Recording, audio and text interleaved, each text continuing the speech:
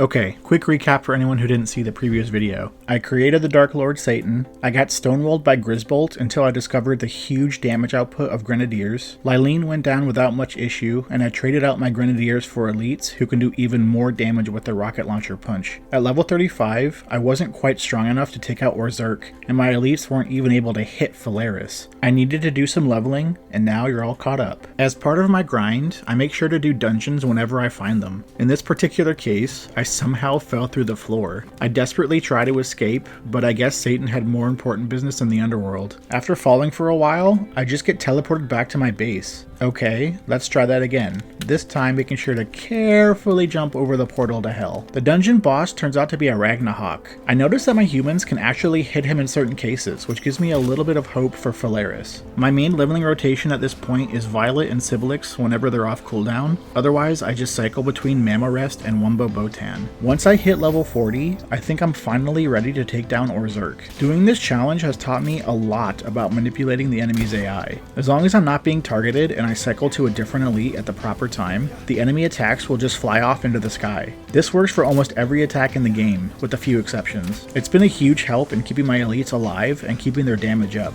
Between this one simple trick and the extra levels, another one bites the dust. Feris is up next, and I really need a working strategy. I'm thinking if I cause paralysis, then maybe my elites could hit him. Before wasting 20 precious ingots on a stun baton, I go and give the baseball bat a try. I'm glad I checked because yep, melee attacks just ain't gonna cut it. Instead, I use those 20 ingots to make a weapon workbench, allowing me to craft some shock grenades. There's also ice grenades, but from what I've seen, fire types are immune to being frozen, or at the very least strongly resist it. I tried looking it up, but I couldn't find anything. Is anyone able to confirm or deny? If I'm right, make sure to hit that like button. And if I'm wrong, subscribe. Either way, the shock grenade does paralyze, but it doesn't drop Feris to the ground like I had hoped, so scrap that idea. I'm gonna put a pin in this fight for now and go unlock the final tower. To do that, I must first venture into the land of incomplete boulders. One wrong step and I could become dinner for one of these patient hunters. I'm able to collect my first large Pal Soul, which will be key in maxing out my elite's attack. I've never traversed this area without flying before, so I take a moment and plan out the best route to take up the mountain. Would you believe me if I told you that this was probably the most frustrating part of this entire challenge? None of the terrain here makes any sense. Sometimes you can walk straight up without issue,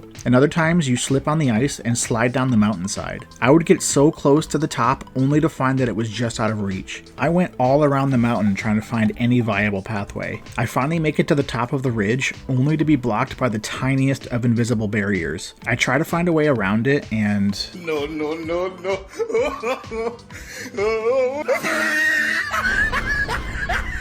This was probably the worst thing that could have happened. My backpack is in a horrible spot. I spent almost an hour trying to retrieve this bag because it contains all of the equipment I've accumulated in this run. I die a couple more times in my desperation, and I even discover some new rock climbing tech while picking up one of the many extra tundra outfits I had to craft. I finally give up and realize that the only way to get this bag is from above. Since I need to craft a new grappling gun anyways, I decide to upgrade to the mega version. I circle around to the pristine snowfield and see a pathway up that looks promising. This new grappling gun is clutch during my climb and finally allows me to reach the top. I unlock the fast travel and carefully collect my long lost backpack. Just for shiggles, I give Shadowbeak a try. I'm definitely not doing enough damage at this level, but funnily enough, I think he might end up being easier than Feris. Since I'm not ready for either tower yet, time to level up some more. My general rule of thumb for efficient leveling is to only fight alphas who are 3 levels above or below my current level. I slowly work my way up to 41, meaning I can start taking out Menacing. Shortly after that, I include Yormintide, and the fact that there are 2 of them in the world is great for me. I also add Kingpaka Christ to the rotation since he's not too far from a fast travel point. At level 45, I prep for another Feris attempt. Since he's immune to burning, I make a poison crossbow to ensure that I still have some damage over time effects. I also make a handgun, which is technically weaker than the makeshift version, but the faster firing rate makes up for it. Even with all of this, it still isn't enough. I need to get my damage up.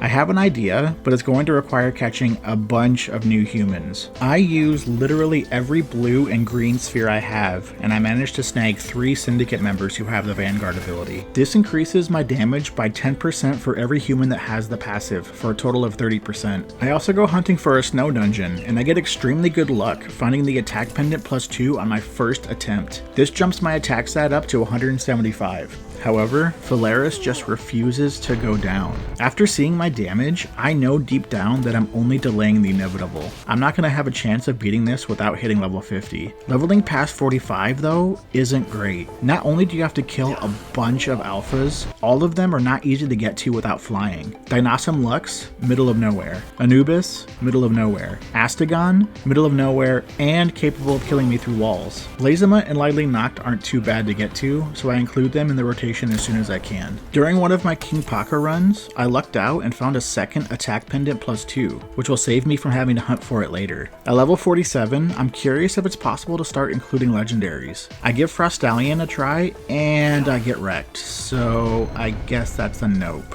Whenever I get a few more spheres collected, I try to capture some more humans with the Vanguard passive. I didn't have much luck, but at least I found my true calling as an astronaut. After hitting level 49, I need a whopping 1.8 million experience to hit level 50. Blazema is giving roughly 2% of what I need. Oof. Seeing this makes me revisit the legendary discussion. Frostallion is probably more trouble than he's worth, and I have zero faith that my elites would even be able to hit Jet Dragon. I have an idea though. I head over to the desert and find Palladius and Necromus. I purposefully wait until nightfall so I can fight Necromus one-on-one while Palladius takes a snooze. The battle rages on all throughout the night. Somewhere far in the distance, light breaks over the horizon. Morning has come, where Palladius promptly wakes up and destroys me. Okay, look, this might be possible, and I'm sure some of you want to see me take down these legendaries with nothing but my team of humans. However, running all the way back to where I died, collecting my things, and then running all the way back to my base is time that I could be spending doing anything else. Killing alphas, farming ingots, learning Spanish. ¿Dónde está mi mochila? Mi mochila está aquí. After a long road, one final Blazema brings me to level 50. Witness my dance of joy. I've been putting a lot of stat points into attack, giving me a final value of 202. Imagine my complete and utter surprise to discover it still wasn't enough. My damage output had barely changed. Well, let's break out the math again. Feris has roughly 147,000 HP. At most, I'm doing 160 damage with the handgun. 147,000 divided by 160 is 919 shots to kill, and that's assuming I crit every single time. Divide 10 minutes by 919, and that's 0.65 seconds per shot. Even factoring in the poison damage, this ain't happening. Let's pivot over to Shadowbeak for a minute. In preparation, I build a pal condenser and squish together all of the humans I've captured so far so I can feed their pace to my elites. Silent breed is people! Satan is very pleased with its attack value. My first attempt goes okay. I end up dying, but I was low on damage anyways. When I respawn, I notice a pal sphere stuck inside my hand and a metal helm floating between my feet.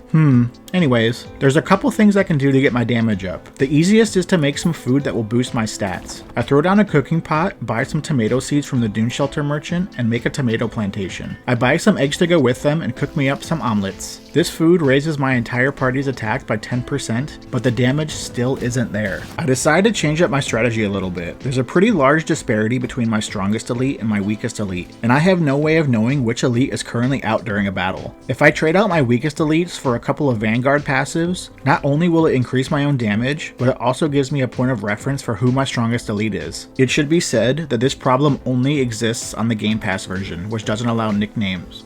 Wait. What? Okay, so no joke, pulling back the editor's curtain a little bit here, the exact day I was going to record the footage for this segment, the newest update to Game Pass added the nickname feature. Welcome to early access, everybody. Well then, I find the elite with the highest attack and name him Best Boy. Next up, because he's so ferocious, I name my second elite Angry. Last but not least, we have Bazooka Joe. The two Vanguard humans are going to be Cannon Fodder and Angry Cannon Fodder, since he also has Ferocious. The two Benchwarmer elites are called Backup Bazooka and Swole, since his body is so burly. With my rebranded team, I try Shadowbeak again. My damage is better, but I'm still falling short. Okay, so what are my options here? Since I need more humans with Vanguard anyways, I could go and capture some more condenser fodder. Before I put all of my eggs into the elite basket though, I need to test a few things. I catch a Pyromaniac, but his damage is garbage. I also save this Executioner from spending his life stuck in a wall. Who says Satan is without mercy? The Executioner's damage is not bad, but it's still not as good as an elite. I also tried to capture a PDF file, but it's only a 2% chance and I ran out of hyperspheres. I'm fairly confident that elites are the strongest human type in the game though, so I don't mind going all in on them. However, just to fully condense a single elite requires 116 humans. Multiply that by 3 elites and I need 348 human sacrifices. I need a plan for Feris too though. Just adding 2 extra vanguards is not going to be enough. There's only one thing left that I can think of. Only one thing that could possibly give me the damage I need. The legendary handgun. But where do you get that? From the level 29 alpha beacon,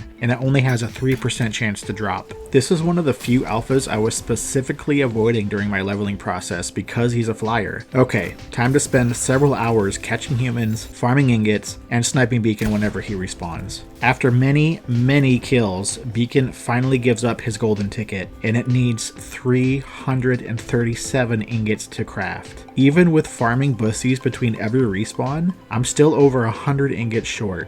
And time warp. Just crafting the handgun was a task in and of itself. After 20 minutes, it's not even a quarter done. It's been so long, the sun is setting and everyone is going to sleep. Thankfully, Game Pass also added the auto work feature in this newest update, so I can just hit the X button and go watch TV. The craft is taking so long, I just turn off the recording to save hard drive space. A couple hours later, the completed handgun has 625 attack, which is a very nice upgrade. In addition to the cannon fodder twins, I add meat shield, pawn, and bird feed to my team. With this new and improved loadout, Feris goes much better, and I end up taking him down with 50 seconds to spare. I guess someone forgot to tell Feris that he died though. That just leaves one more to go. I'm so close to the end, I can taste it. I massacre hundreds of humans and fully upgrade my 3 main elites. Even though Angry has the ferocious passive, there seems to be a bug with it. The attack increase only applies whenever he's in the PAL box and not while he's in my party, so Best Boy is still technically the MVP of this team. Remember when I thought Shadowbeak was going to be easier than Feris? Yeah, I couldn't have been more wrong. If he hits me with pretty much any attack, I'm dead. Divine Disaster in specific though is the bane of my existence. This is one of the few attacks not affected by the party swap trick, and it's almost impossible to dodge. You have to line of sight the orbs behind a pillar, and there's so little time to move before they start firing. This fight is also plagued with hitbox bugs, and I constantly get killed by lasers fired into the sky. I need better defense if I'm going to have any chance of winning. The best options I currently have available are recipes for a blue metal helm and a blue heat metal armor that I picked up along the way. To make them both is going to cost 180 ingots. The grind just never ends. After another long farm session, I craft them both. I also put on a single defense pendant +2, and the extra defense helps me survive attacks that previously would have been guaranteed death. I managed to make it the full 10 minutes, but now I'm 16,000 damage short. I just can't afford to take off my second attack pendant. After putting it back on, I'm doing significantly more damage with every shot, but I die, and I die, and I die. I bashed my head against this fight so many times, and I just can't get the win. Some of the deaths are especially heartbreaking because it's so clear that I would have won if I just didn't choke at the last minute. And the worst part, after so many defeats, all of my equipment is broken. Armor, gone. Handgun, gone. All of the money I had made in this entire run, wasted buying bullets for failed attempts. I don't know what to do. I need over 200 ingots to repair my gear. I just want to cry. Honestly, I'm ready to admit defeat. And I actually did. I gave up. I was literally editing a video showcasing my complete and utter failure, but as I was reviewing footage, something occurred to me. The closest I had ever gotten to killing him was when I was wearing the defense pendant, but in that same fight, I had wasted almost 2 minutes trying to set him on fire instead of just shooting him with the handgun. I couldn't help but wonder, did I abandon that strategy too early? Could I make up that 16,000 damage without the second attack pendant? This question ate at my soul, and as much as I did not want to farm those 200 ingots, I just had to know. This is it. I repair my gear, and with the pendant, I have 425 defense, but it reduces my attack to 179. I buy as many bullets as I can afford, and I head off to battle. I'm nervous, my hands are sweaty, mom's spaghetti. With my defense boost, I'm surviving well enough, and my damage is on track, but 2 of my elites die with over 6 minutes left on the clock.